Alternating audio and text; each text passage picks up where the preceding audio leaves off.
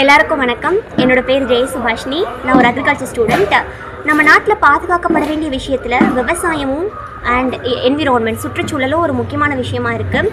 As agriculture ஸ்டூடெண்ட்டாக நம்ம சுற்றுச்சூழலை பாதுகாக்கணும் அப்படின்னா நம்ம என்ன பண்ணணும் அப்படின்னா மரம் வளர்க்கணும். அதை பற்றின விழிப்புணர்வு நான் உங்களுக்கு ஏற்படுத்துறதுக்காண்டி தான் இந்த காணொலியை நான் பதிவு செய்ய விரும்புகிறேன்.